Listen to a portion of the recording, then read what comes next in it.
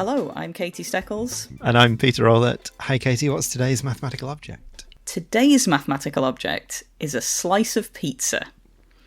And this is a podcast episode which has been, I think, a while in the making, in the sense that a couple of series ago in one of the previous episodes, apparently I said, inevitably one day we'll do an episode about a slice of pizza, and I can explain that thing I just said in more detail. So now it's finally time for me to go into more detail on the thing that I casually mentioned in a previous episode. On that most mathematical of objects, the slice of pizza. The mathematicalist object, a slice of pizza. So essentially, right, picture the scene. You're eating a slice of pizza, right? And it's like a triangular slice with a bit of crust around the edge. The crust is quite a nice sort of generous, like sturdy piece of bread. If you're holding it by the crust, but the pizza has toppings on it that are heavy, it will often be the case that the sort of thin end of the triangle will droop downwards. Yes, and the topping all slides off. Yeah, it's a nightmare for everyone. It's not a good situation. And there is a thing that I've explained this to people before, and they've said, yeah, surely everyone knows that thing. There's a thing that some people apparently think that everyone knows, and other people apparently don't know.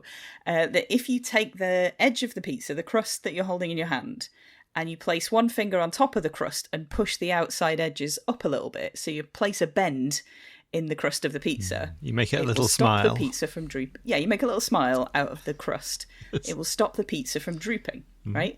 And if you've done this, if this is a thing you regularly do and you barely even think about it, you'll be like, yeah, sure, that's a thing. Yep. And it turns out that this is not just like a weird trick life hack thing. There is actually a mathematical reason why this happens and why this works. And it's based on a concept called Gaussian curvature.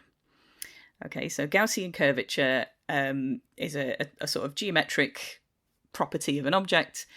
And the way it's defined is essentially in terms of drawing a cross on something, right? This is my best intuition for how to define this. So when you say curvature, right, you're talking about how much something curves. Like, how does something curve? And specifically Gaussian curvature is to do with the ways that it curves in two different directions at the same time, right? So if we take a canonical curly object, something that curves like a sphere, say, right, that's definitely curved. There's a curve. It's very curved. Mm-hmm. If you were to draw a cross with two straight lines at right angles to each other, say on the top of the sphere, you can see how those lines curve, right? And if you just draw it as a straight line, because the surface is curved, there'll be a curve to the line that you've drawn. Yeah. And Gaussian curvature explores the relationship between the two, I guess, orthogonal directions of curving. Right. Right. And it's sort of it's what's called an intrinsic property of the shape, right? So if something has a particular type of curvature, it will always have that type of curvature, and you can't change that without basically destroying the object, right? So a sphere will always have the same type of curvature, and I guess a big sphere and a small sphere have the same type of curvature. But it's that, like, you can go reasonably complicated into the maths to say how we actually define what the value of the curvature is.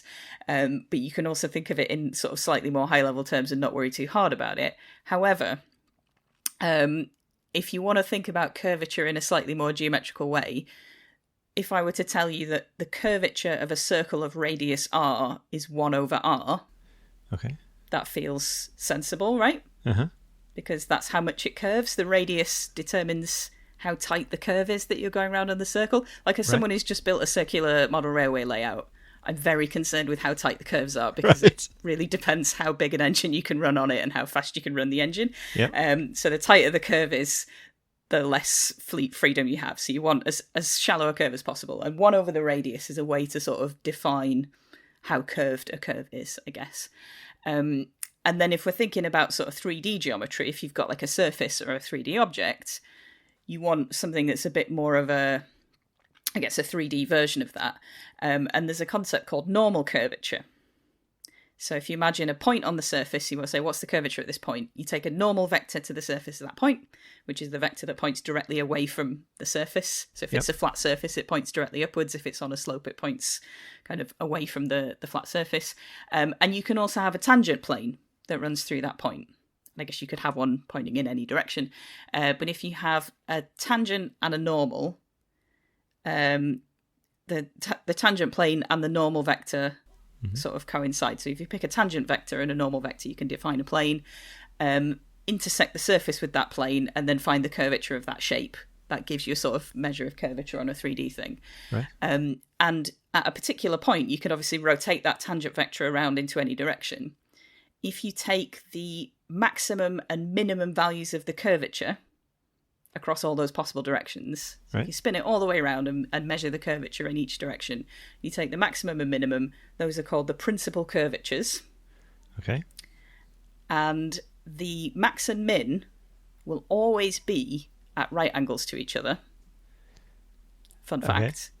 And there's a maths reason for that, and it's to do with the fact that the curvature is given by the eigenvalues of a matrix, and the matrix is symmetric, basically. For anyone who wants a slightly more mathsy reason, like I heard that and I was like, why are they always at right angles? But it's a self-adjoint matrix, so it's sort of symmetric. So if you transpose it, you get the same thing, because the eigenvalues of that, the eigenvectors give you the directions and the eigenvalues give you the amount of curvature. And those directions will always be orthogonal to each other. So anyway, if you didn't understand any of that, you've got the value of the curvature in two orthogonal directions at that point. And the Gaussian curvature is the product of those two curvatures. Okay. So on the top of a sphere, where we've got our cross drawn, you've got a thing that curves down in both directions, if you can imagine. So from the top of the sphere, one line, I guess whichever way around your cross is on a sphere, it's equivalent. One of the lines, it curves from the middle, it curves downwards, and on the other line, it also curves downwards. We say that is positive Gaussian curvature. And that property of having positive Gaussian curvature is always going to be there. The sphere will always have positive Gaussian curvature. You can't get rid of it without actually destroying the sphere or ripping it up. I guess it's positive. It's like you're at the top of a hill, and that would be a maximum of the surface. You're kind of, everything moves away from. It's a weird thing that everything's going downwards, but it's positive. But it's kind of that you're at the peak of a thing, I guess. Yeah, it's sort of, the curvature is positive because you get a thing that sticks upwards, I guess is one way to think about it. And what's fun is that if you want negative curvature, you can also do that. But what you need is, for these two crossing directions, you need one of them to be pointing downwards and the other one to be pointing upwards. And like if, a saddle. I mean, essentially like a saddle on a horse, or if you prefer, like a Pringle.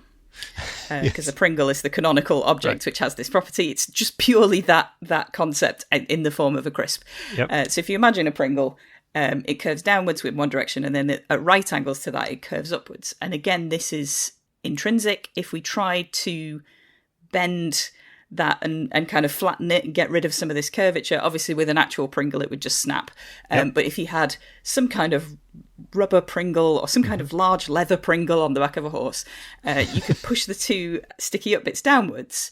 What would actually happen is that the other sides would pop up. And if you want to sort of intuitively understand why, it's because there's more material between those two ends than can fit if you push it flat.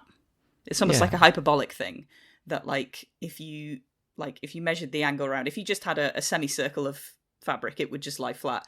It's more than a semicircle's worth of material between the two ends, so it can't lie flat. So it either has to pop down and up at the other sides, or the other way around. So those are the kind of two extremes of this. You get positive curvature when you've got a sphere and everything points down. You get negative curvature when you've got up and down in orthogonal directions. And I guess the positive curvature, I know intuitively that you can't get rid of that, because you can't make flat map of a spherical globe. Yeah, I was wondering if we were going there. Somehow messing with it. Yeah. This is like the other way of thinking about this. Like if you've got an orange, if we stick to all things, if your sphere is an orange, yes. If you try and peel the orange, you can't just peel it and have like a flat circle of peel, right? You're going to have like loads of rips in it, loads of bits all over that nice spirally thing you did as an episode. The nice spirally thing that I sometimes do, yeah. And like it won't just be a full flat sheet. And that's because that curvature is sort of there. Even if you actually kind of rip it into like a star shape or something and push it flat, there's still actually curvature in there, and it just sort of goes flat because in practice orange peel is very slightly stretchy. But like when you produce a map of the world, it's never actually, if it's a rectangle, it's never actually what the world looks like. It's obviously stretched somewhere or squashed somewhere in order to make it look like that. And that's a choice, and you can decide whether Greenland gets to be huge or whatever based on how you want to do it. There's probably a whole podcast in that as well. Yeah. This is like the second podcast that spawns off another episode. If we haven't had someone talk about map projections already, we should do, because that's a really interesting topic. But yeah, essentially you can't go from positive curvature. You can't get rid of that curvature. And I guess the obvious one is that between positive and negative somewhere, we have zero curvature. We have this sort of intermediate point. This is where, and this is the important thing, because you think zero curvature, oh right, there's no curvature. That's not necessarily the case, because we're looking at these two orthogonal directions. So the conditions for something to have zero curvature is that one direction is always not curved. So there is no curving in at least one, I guess, of the two directions. Yeah, because I was thinking of a flat bit of paper. Yeah. If I've got a flat bit of paper, which I have, I can curl it upwards to make like I'm going to make a cylinder. But the other direction has to stay flat. I can't curl in both directions. Yeah. Like if you're trying to wrap around present. Yeah. Yeah, without ripping it or, yeah. And this is the principle of zero Gaussian curvature, is that kind of zero curvature property has to be there in one or both of the directions. So it can be both if a flat piece of paper is just flat on the table. But an object with zero Gaussian curvature will always have a zero in one of the directions. And it's a fun thing about paper. If you roll it into a tube, or if you get a piece of paper and curve it, it's surprisingly rigid in the other direction. Like it's almost like, oh wow, this was a bit of paper, how come it's so like resistant to bending in the other direction? It's because that's an intrinsic property, and because you can't stretch the paper, I guess you can't change the curvature. So if you had something rubbery or a sheet of plasticine or whatever, you could just mold it around a sphere and that would be fine, but you'd be changing the sort of makeup of the object. So you can't curve it in both directions at the same time. You can't put negative curvature on it either. And essentially the conclusion that I'm kind of spiraling in towards here is that if you have a slice of pizza, mm-hmm. my claim mathematically is that pizza has zero Gaussian curvature because it's flat. It's made out of a flat piece of pizza dough. Yep. If you have a piece of pizza which is bending in one direction in a way that you don't want it to do, all you need to do is introduce the curve in the other orthogonal direction at right angles to that, and it will prevent it from curving in that first direction. And I guess, again, if your pizza dough is quite wet or stretchy, or the pizza's not well cooked, or it's gone soggy or whatever, the method is no longer effective because it just stretches in both directions. Because you can deform it. Yeah, you can basically change the kind of the distance between points on the pizza, which you can't necessarily do with a piece of paper. But this is why this trick works, I guess, is that this curvature kind of resists curving in both directions at the same time. And it is so deeply enjoyable to me that there are three excellent foodstuffs that work as brilliant metaphors for these three types of curvature. And again, this is like a broad, because obviously there's a value to the curvature and all of this kind of stuff, and it involves eigenvalues, and it's all, the kind of thing that geometry researchers will know more about. But largely it is this idea of positive, negative, or zero. And it's to do with the interaction between the two different orthogonal directions that you can curve something in, basically. So the Gaussian curvature is the reason why you can bend a pizza to stop it from drooping the other way. And there's a really good number file video where they kind of go into this, and obviously, unlike a podcast, they can actually have a bit of pizza there and show this happening in real time. I have personally, I made a little video for New Scientist's Instagram about this a couple of years ago, and literally had to sit in a Pizza Express with a video camera being like, don't mind me everyone, just gonna hold this bit of pizza until it curves in the right way to demonstrate this mathematical principle. But yeah, it's enjoyable. It's an enjoyable thing. Cool. I think that's all I was going to say about it, but do you have any questions? I wrote down while you were talking globe because I don't know what happens. You know the globes where you do preserve, but you have to sort of cut bits out. So you get these ones where the top and bottom are spiky. How is that flat? Not so much a globe, because that is a sort of spherical picture of a planet, but like a map where you've got a map. But there are some where you've just got big wedges taken out of the top edge of the map and the bottom edge of the map, and I guess that is essentially a thing that you could pick up and stick onto a globe and kind of fold all the pieces in, and they'd all kind of meet. You've sort of deformed the shape by cutting the... Yeah, you've cut it. Because you can put that flat, right? Yeah. And I think the idea of not deforming it is principally about not changing the distance between 2 points on the surface. Which I know that topologists are all about stretching things and changing the, blah, blah, blah. But the idea that, you have a sort of defined distance between 2 points, that shouldn't change, I guess. And that's the thing that you can fix here. And on these, you have to remember that bit of Antarctica is next to that other bit of Antarctica, even though there's a big gap. Two edges of the sort of curves are actually meant to be adjacent. Yeah. And the other thing I recommend your future episode is about train tracks. So the thing that made me think of is when my son was little, he had this wooden train track. And I remember reading something about the kind of give in the joints and how that was done. Like it wobbles a bit when you put it together because it's not held very tightly. But that's basically so that you can do different curvatures with the same bits of track. Yeah, there's a little bit of play in them, isn't it? So that looseness kind of gives you some flexibility. Yeah.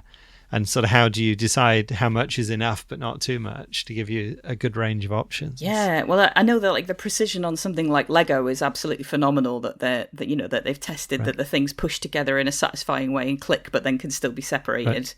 And I guess for those, I think is it Brio the main brand of wooden train tracks that you can get. Other train tracks that are compatible with Brio are available, and there's a little bit of wiggle room in it, but if you're playing with a huge set and you've built something that spans across half the room and then you bring the end back round and you want it to join on, if it's not quite right, you really need it to be able to just sort of wedge into the right space. And the trains will still run because the tracks are reasonably...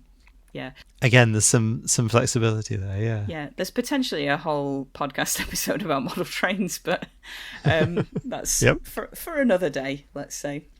Cool. So if people want to find us, they can search online. We're on places like Mastodon and Blue Sky. You search Peter Rowlett or Katie Steckles and you'll find us. And both Peter and I blog at aperiodical.com, which is where you can find more episodes of this podcast. And we are involved with something called Finite Group, which is an online community of people who are interested in maths. You can join for free or you can pay and get access to monthly live streams and things like that. And the people who are members of that group were able to listen in to us recording this episode and some of the other episodes of this series. And if you would like to get in touch with us, if you would absolutely love to hear a model railway objects episode, that's an opinion you can have. If you want to let us know about any ideas for future episodes or any other thoughts, you can email objects@aperiodical.com. The music is Funk Game Loop by Kevin MacLeod, licensed under Creative Commons.